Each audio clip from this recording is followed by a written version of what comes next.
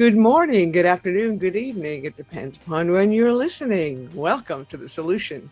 Nothing changes if we change nothing. Oh, we're back. Hi, Chevar.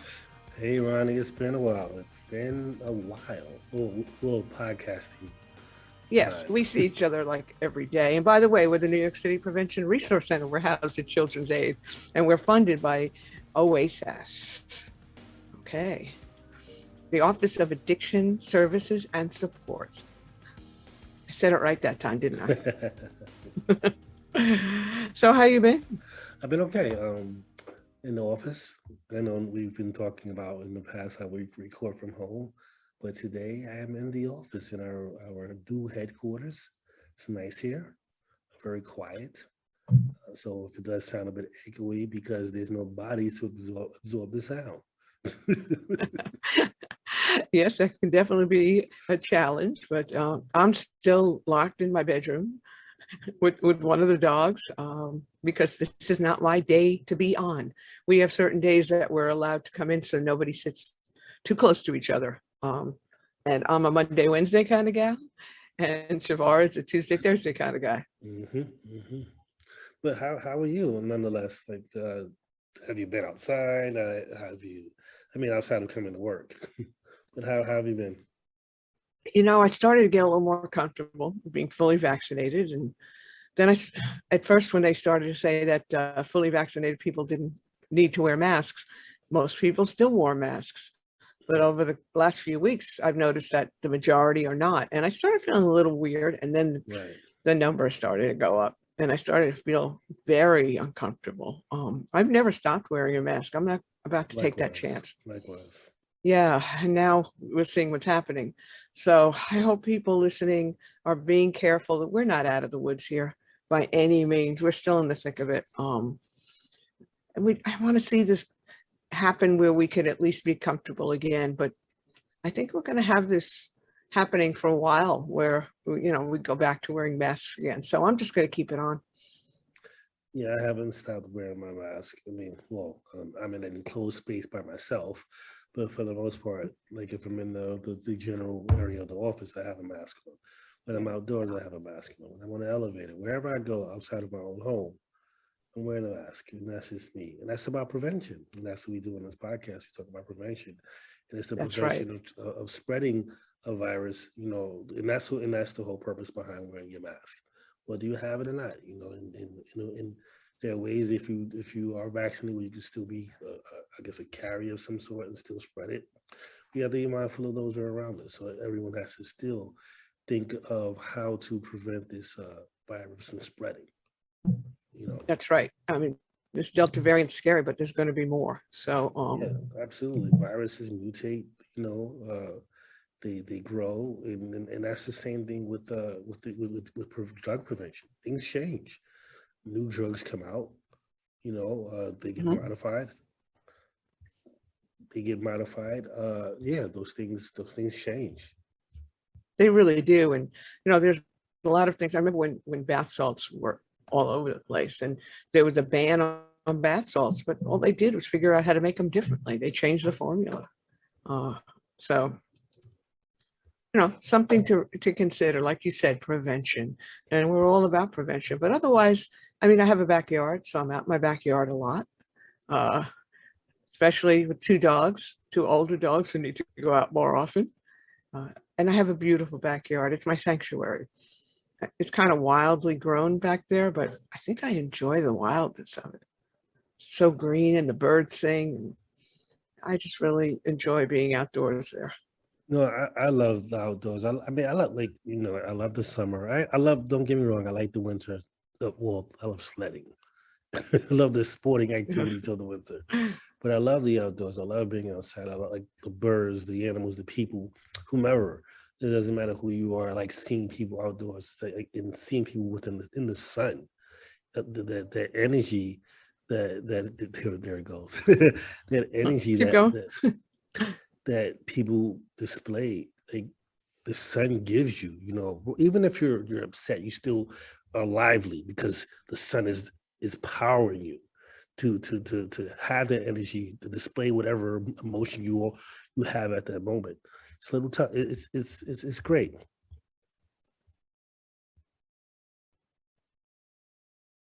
It is. Now, I don't know if it's my end or your end, but I'm saying you freeze up a lot, but that's part of what happens with Zoom.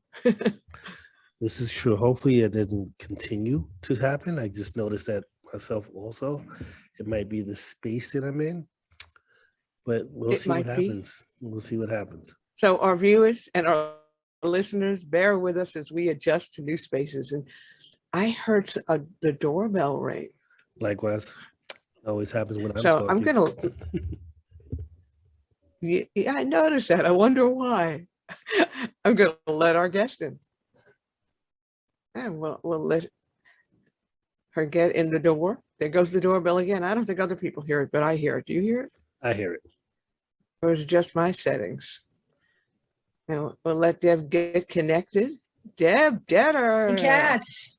How are you? All right. How are you? I'm good. You know Chevar from seeing him, but you've never met, have Yes. you? No, I have not, but it's been a delight to hear you both do your podcast. It's been wonderful. Well, thank you. Thank you. Cool. Thank you for joining us. Yeah. It's my pleasure. Obviously, people can hear and see that Deb and I know each other really well, but we've been good friends for a long time. But the thing that brought us together was the work. So Deb, could you take a couple of minutes, maybe just tell everybody who you are and what you've done, what you do, whatever you want to tell us about yourself. Okay. There's always a different story at any different moment. But today, the story, can you hear me okay also? Is this good? Yes, absolutely. Okay. My name's Deb Dettor. I'm a person in long-term recovery, which means I've not used alcohol or other drugs for 36 years. And I say that it's an incredible honor to be able to live this way. So I say it from that place with gratitude and just gratitude. It's been kind of a remarkable journey. So I say that because I've been working as a recovery advocate for the last 17 years. I've been somebody who uses my story to speak publicly about recovery, to teach about recovery, to hopefully lessen stigma and discrimination against people in recovery. And I've also been working to develop peer recovery support programs for all of these years now in 3 different states. I've been running programs. So that's also been an incredible honor because I've been able to be with other people in recovery who are helping folks who are looking for recovery. So, so I feel grateful and blessed that I've been able to do the work that I've been able to do.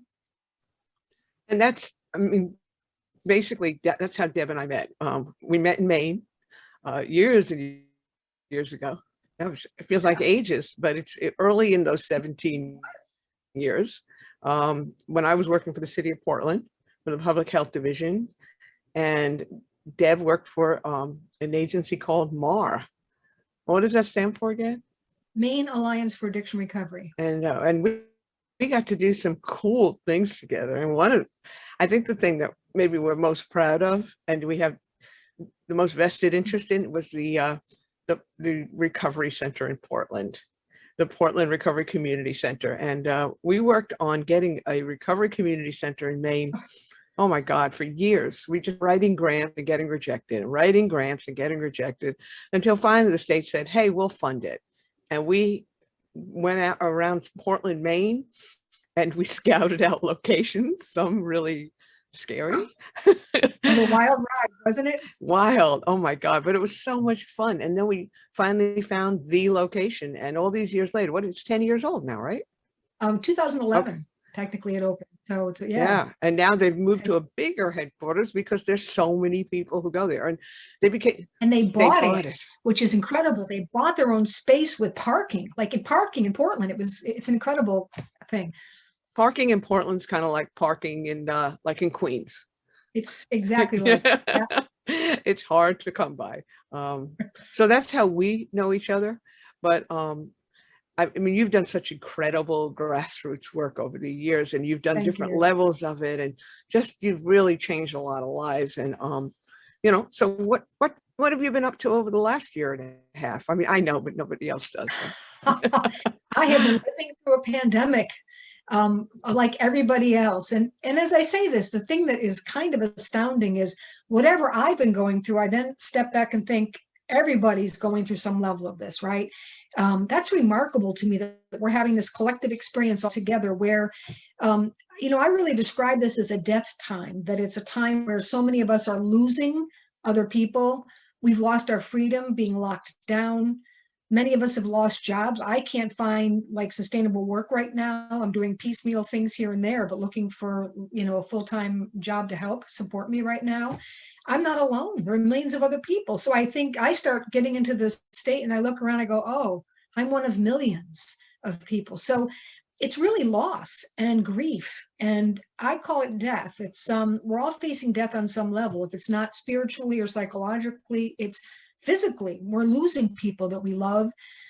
It's been quite a time. So like many others, I've been trying to get through this time of this death time and historic things that are happening are of a historic nature, things we've never been through before as a culture. So there's not like even a roadmap that we can say, oh, let me go look at that roadmap or that roadmap. We're in a new place. So, I've been talking to Ronni a lot about how does one get through a death time without dying? How do you keep yourself alive during a death time? And so I have to say that that's really been the work, is how do I stay alive and practice aliveness every day? And just to say that, my recovery has really been about coming alive. That's the point of it. The point isn't to be in recovery, holding on to things. It's about being fully alive. How do I cultivate that in myself and in my world? So it's been a real challenge to do that every day, to stay alive and practice being alive and what that means. So that's really what this last year and a half's been for me. Yeah. Go ahead, Chevar. Go ahead. We talk all the time, so go ahead. No, so I have a question. Ronnie and I would talk about this year you labeled it death. I forget. I have a label for it also, and I totally forgot. But this is about you, not me. I wanted to know, for a person in recovery who's going through a year of probably less supports, if that's correct to say, how do they persevere? How do they push through? How do they see the light at the end of the tunnel? It's exactly the right question. And for me, with all the years of recovery, the first thing I knew when lockdowns happened was, oh my God, I need support. I personally started a number of Zoom groups with people that are my people. I think I've got 3 or 4 different Zoom meetings where I connect with people that know me, that I don't feel so isolated and alone. And for me, I'm grateful because I'm at a place in my recovery where I feel very stable around alcohol and drug use. It's not about active addiction so much as it's about staying alive, staying healthy, staying spiritually fit, and all of that. And if I don't do that, it will lead me down those trails. I know that. It's my addiction. It's a different stakes. I can't mess with it. So I trust that if I stay well, I'm going to be well in all ways. But for folks who are struggling, who are earlier on in recovery, it's been really, really awful because friends of mine who are therapists working with folks in early recovery, they've had to go online. In some ways, they tell me that some of their sessions are actually more potent, better sessions with people because people aren't missing as many appointments. They can just get on and see their therapist, which is so interesting to me. We wouldn't have thought that that would have been the case, but people have more access to their support.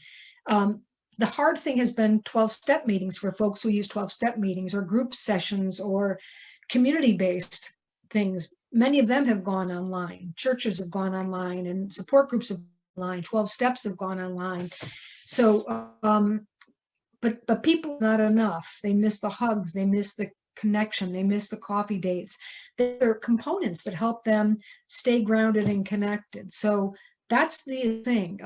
You guys already know, I'm sure, that rates of alcoholism and drug addiction are rising. Overdose rates have been rising. It's not a surprise to me because I know that what keeps people well and on a recovery path is connection, is staying grounded with the people that we know. So it's heartbreaking. That's the essential question. People stay connected. Yeah, I think you hit the nail on the head. And now this is kind of an unintended consequence that's come out of people going face to face again. A lot of meetings have opened up. For me, I was going to a lot more meetings because I could attend them virtually. And if I had an extra hour here or there, I could make those meetings. Whereas during my other life, it's very hard. I live with a person with an immune disorder and have to be careful. Well, most of those meetings are now gone back to in person. So I can't find the meeting anymore. I mean, I can go to a meeting with people I don't know anytime, and they're always fine. But I can't go to the ones I really want to go to. So it's like this unintended consequence that's occurred by opening things up again. Yeah. Yeah. And you'll think, of course, I have so much support in recovery. I mean, you're one of my main supports, and other friends who are in long-term recovery as well. But for people starting out, that's got to be difficult. I don't even know how I would do it, to be honest. I think it would be a struggle. It would be in some ways similar to my struggle in that because I live alone. I'm in the pandemic. I'm in a state where I'm not real connected or grounded here. And so I do feel pretty isolated. So at least I have the skills and tools now for all these years of practicing, because you're always practicing. I'm always practicing skills. It's not like I practiced the skills and got clean and sober and then, hey, every day is a practice. So I know, don't get isolated. Make sure people see me. Make sure people hear my voice. Make sure people check in with me. It's up. But it's so much harder when you're early on and don't feel as connected or don't trust that people have your back or any of that. It's so much harder. Yeah. I worry a lot about all of that. The folks who are suffering in those ways. Well, what can those of us who have been around a long time and have our feet firmly planted in recovery do to help those people who are struggling? That's the $1 million question. I think part of it is normalizing. I think one thing is that everybody feels so alone and you think you're the only one in the situation. For me, that always increases my pain and my fear. When I start realizing, it isn't just people in recovery or with addiction. Everybody. Like if I'm in my neighborhood, everybody is suffering in some way with this. And so it's even just out of my house, going for a walk, saying hello to the neighbors, doing things that push me beyond my comfort zone. And so helping people do that, just to connect in whatever way, it's finding other ways of connecting, I think, and spreading the word that there's nature. Like for me, I can be really messed up in my head. And as soon as I walk out the door and it's beautiful, I'm like, oh my God, there are birds, wind. Oh my God, there's beauty. And it speaks to me and it helps me know that I'm not alone in this world as just this one person locked in a house or in an office, but there's so much. I'm part of that. So I think as much as we can to be communicating that to people, to be reaching out to people that we know might be alone and suffering, to make those phone calls, to invite them to Zoom meetings, to, check in on people more. We have to reach out more. And how do you do that in a pandemic? I can't go to your house and knock on the door and say, hi, I'm here to check in on you. People don't want me in their house because of, especially right now with the spike, I could be carrying COVID. I have a question because you have almost 2 decades of working, being in recovery. Three. I'm sorry. 36. How do you like my that? bad. I was trying to. That makes me old. I apologize. You started as a kid. I misunderstood. I apologize. That's okay. Can you talk to us? This is for our listeners, and I always say to Ronnie, I participate as a listener, and I want to know your story. We want to know your story. Like, can you talk about tell us the success and also some of the things you have to grind through and the supports and the struggles? Because people sometimes, the reason I want to hear the success is we always hear about the struggles, but I want to hear about, like, there was a struggle that you went through and you persevered, or even if you didn't, like, what would you do differently?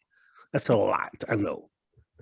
But that's good, because you know what some people say to me that makes me sad? People sometimes in early recovery will look at me and go, it doesn't help me to know that you have 36 years. I can't relate to that because every day I can't manage, which kind of makes me step back and think, wow, that's so interesting. Because when I started out, I needed to see people with long time. I needed to know I wasn't going to die here because I thought I was going to die. All I could think was recovery is going to kill me. Like I knew how to drink and how to use drugs. I knew how to hold myself together.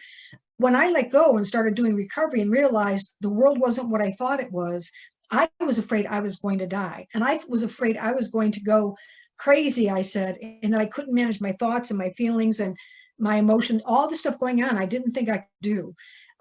Shavar, for me, the things that, I worked as a therapist for a long time, and the things that broke people down in ways that they couldn't always come back from, I've been through stuff like that. And I just feel like I've come back from stuff that many people can't. My family situation is really troubled. I was disowned from my family, literally disowned, not just cut off, but disowned. And that's a really hard thing to do when you're a kid, to try to live by yourself without any skills and without knowing how to do that.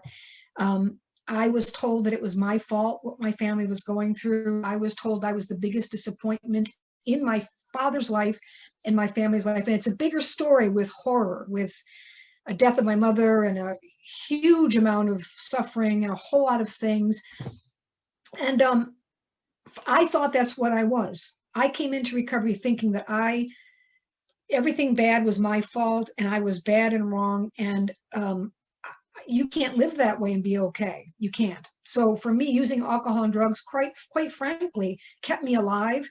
It was the only thing that could help me manage those feelings and that fear that I was completely worthless and should die. That's what I thought. I thought I was worthless and I didn't deserve to even be on the face of the earth. And I was told that. And that's how I was treated. And you don't know better. Like, you know what I mean? I was a young person coming into recovery.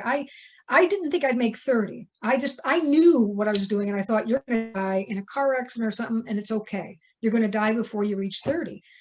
Now I look back and I go, wow, imagine that. Imagine that I could be walking around thinking it didn't matter if I died. But that's how I felt. So I had to face that. I had to go to therapy. I had to deal with that. My therapist said, you can't just walk away from that. You can't just cut them off and walk away. You have to go back and try to deal with that and work with that, which I did. And it was very bad. I was pretty much rebuffed over and over. It didn't work, but I was able to heal. And it was really hard, and I didn't do it. I really didn't think I could do it. And I would call my therapist sometimes and say, I can't do this. I die. And people had to talk me through that. Like, I look back and I really didn't think I could get through all of that. And they just kept saying to me, and at first I'd see all these other women who were blowing my mind out with 10, 1, 2, 10, 15, 20 years, who had healed themselves. And I thought, how does anyone do that? But they kept saying to me, you're no different. You can do this. You can do this. You can work that out. It's going to be okay. So I didn't think it was going to be okay. So I'm here to say to people that no matter how bad it looks and how bad your situation looks and how alone you might feel, I had to build a family. I had to build a family of choice. I had to let other people love me. People pushed their way in and said, I'm going to love you until you love yourself. People pushed their way in and said, we're going to help you take care of these things, like finding a new apartment. I had to leave an abusive relationship. People helped me find an apartment, help me move. We're going to do this for you until you can do this for yourself. I thought that was crazy. And then it was true, because then I was the one who could help other people when they needed that. So that's still just kind of, I don't know, that just touches me so deeply that, my ability to get through that with people who loved me allowed me to go back and help other people through the same stuff and to say to them, I get it. I know what it's like to be in a relationship. I know what it's like to leave an abusive relationship. I know what it's like to not think you're worth anything, but I'm worth something today. So I came back, and I came back from that in a way that I didn't think was possible. I've done a lot of healing, and I feel like I learned how to manage myself day to day. And I take care of those broken parts when they come back today, because they don't go anywhere. I learned that sometimes that brokenness comes back, and I have to hold that brokenness and say, let's look at this. Who do you think you are today? What do you think today? And I have to do whatever I can do to choose a healing path, even today, all these years later. So I'm so grateful that I can do. So that's the gristly thing. And you asked about a lot of my journey. Frankly, I did a lot of years of therapy. I did 2 women's therapy group. For me, working with women was key. I had to be around women who were healing themselves because we spoke a different language.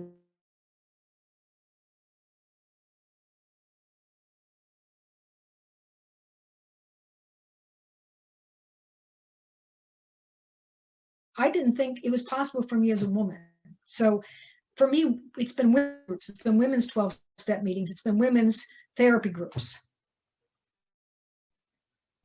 Yeah, I can relate to so much of what you say, and you're right. It never does go away. I mean, I have those moments where I need to be talked off the ceiling a little bit, or just that inner hurt, rises, and those messages are back in my head, and I have to step back and let something else fill that space, to push that out and to remind myself how far I've come.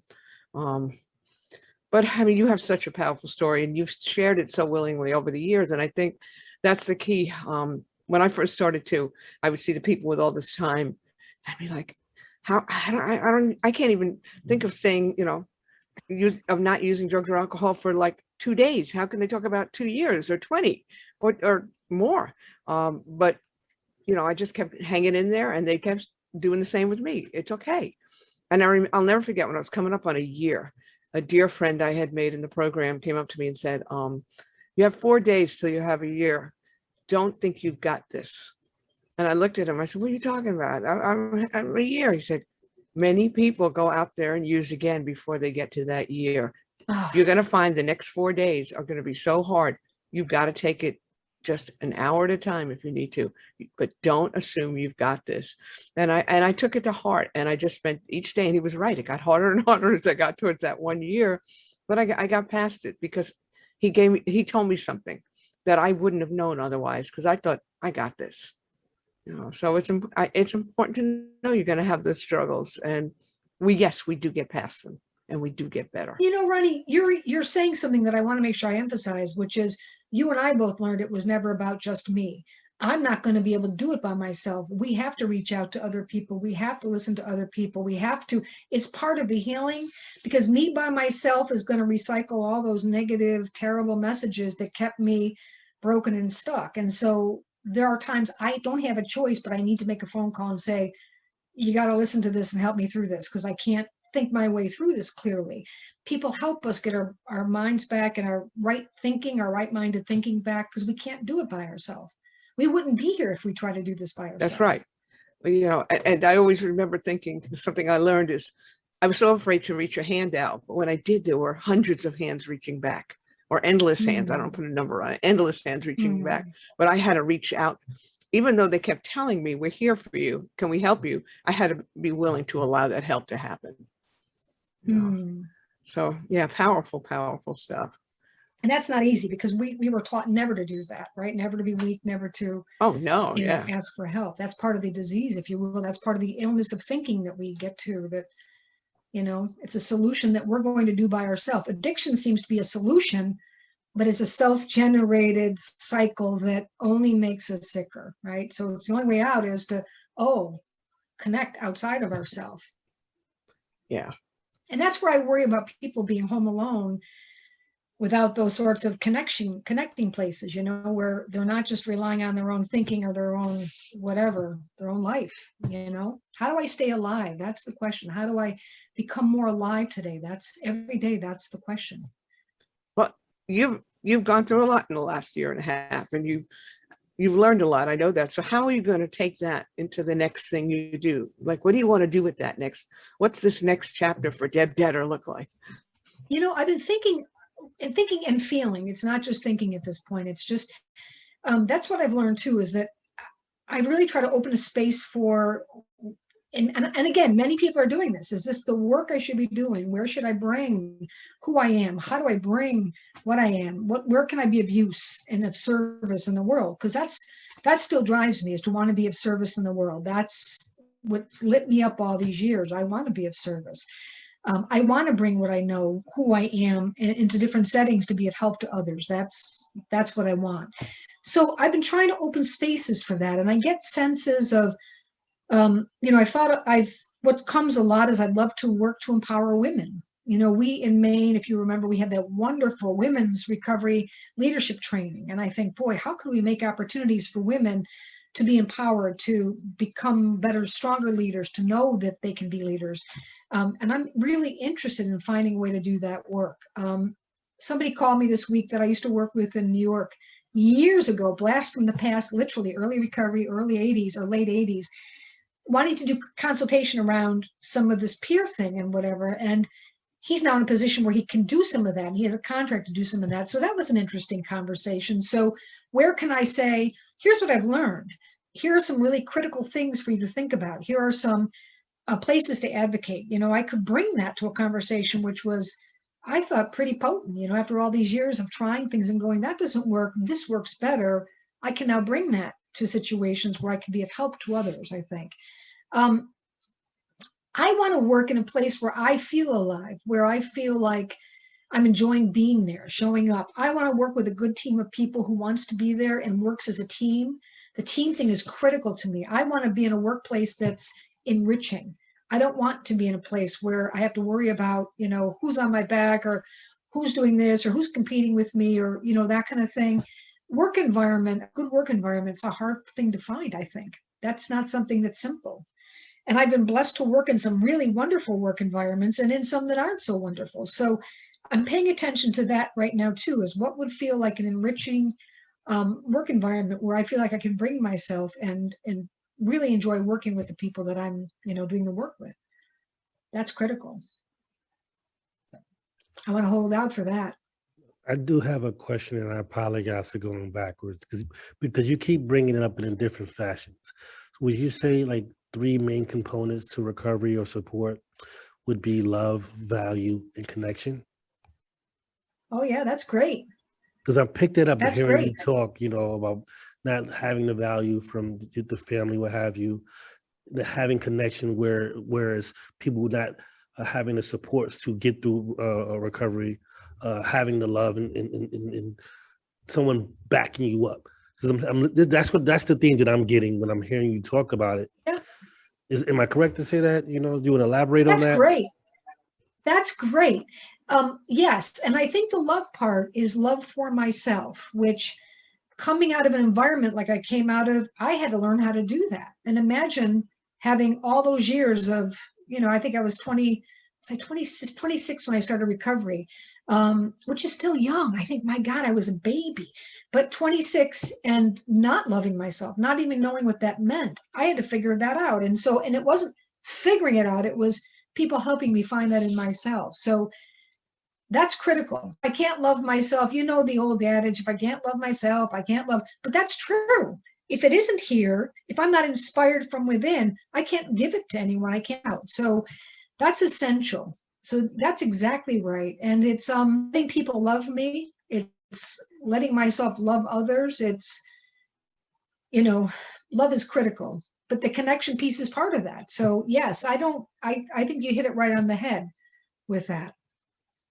And again, staying alive, choosing life every day, choosing to be alive in moments. Like that sounds a little crazy, but with all that I have right now of trying to find my way, it's how am I alive in this moment? Am I alive in this moment? Are my thoughts, if I start getting into a negative slant and feeling bad, am I staying where's my thinking? So I practice mindfulness. And then it's when I'm seeing myself slide in the wrong direction. How do I bring myself back and choose a different path? How do I stay alive? Because if I can't stay alive and well and find love and connection, there's no point to do this.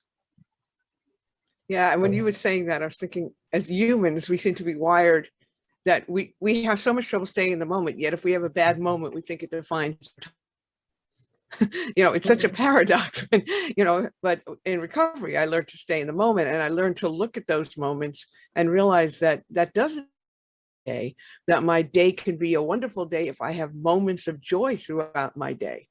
I may have 80% moments of joy and 20% moments. I don't need to define it by the 20%. I need to see the whole picture and realize that my day was predominantly joyful. And we often lose track of that as human beings. We tend to, or I don't know if it's human beings as much as the culture in this country, we just we're all or nothing. Yeah. Well, even worse than that we had the bad moment is that we know how to nurture and create more bad. That bad moment spawns a whole lot of other stuff because I know how to do that. Learn to do early on is take that bad moment and make it worse and worse and worse by process in our heads. Mm-hmm. That's what I've learned is I've got this whole loop that goes happens and then it goes to this and then it goes to that. And if you watch it long enough, you go, oh, I know where it will go next, and I know where it will end. And it's going to be a bad day or morning or whatever. And so as quick as we can go, oh, I don't have to do that today. As quick as I can catch myself and say, I'm going to choose something else. I'm going to be grateful for what's happening right now. I'm going to be grateful. I'm going to choose to go outside and just let nature bring me to a different place. We have to literally choose our way out of those moments, I think, because we don't do that. And I think it's human, and I think it's cultural. Some of us who have grown up with more of the negativity, some of us are just more comfortable because that's what we grew up with.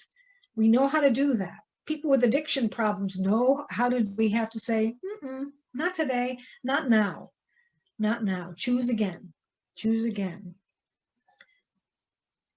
Yeah. Well, I'm looking at the clock, which I hate to do. We're actually towards the end of our time together today, because, we always invite you back, but we always have a question we like to end with. You heard our podcast, so I'll let Chevar ask it. When 12 years ago, when you were a youngster, growing up, if only. what did you want to become when you got older? That's a really good question. I wanted to be of service. I thought I would be a doctor. I thought, so I was thinking along lines like that, a doctor, a lawyer, and then I wanted to be an anthropologist. So the target kept changing, but it was always about wanting to be of service in some way, to learn, to help people, with whatever. So that's a good question. And it kept changing. And then I learned that was okay. That was kind of actually cool. Yeah. Yeah. Yeah. I wanted to be a rock star, or a veterinarian. So I learned how to play guitar and got lots of animals, we find a way. Speaking of, how are your kitties? Oh, the kitties, that's the other part of the story. The kitties are both we're kind of in a hospice place. And so I spend a lot of time caring for the kitties. The kitties today are doing pretty well. So we do acupuncture with one to try to help her with her health things. And it is making a difference. And yeah, the other one is hiding right now because the smoke detector went off just before I got ready for this podcast. And so they both fled. Everybody was hiding. So of course. Yeah. Well, Chevar and I are going to stick around. And, before, as we say, see you later to you. I don't like to say goodbye, but any closing thoughts you'd like to put out there? Well, just that I love your podcast. I love that you both get to do this and to be messengers in the ways that you are online. I just love it. I've really enjoyed watching you. I love being on your podcast. So thank you so much for inviting me. This is fun. We're glad you could come, and I know I'll talk to you in the next couple of days, and we'll see you soon. All right. All right. Chevar, very pleasure to meet you in person. Thank you. Thank you. Likewise. Thank you for coming on. See you again. I appreciate it. Have a good day, Deb. Take care. See ya. Okay. All right, Chevar. Yeah, that was good.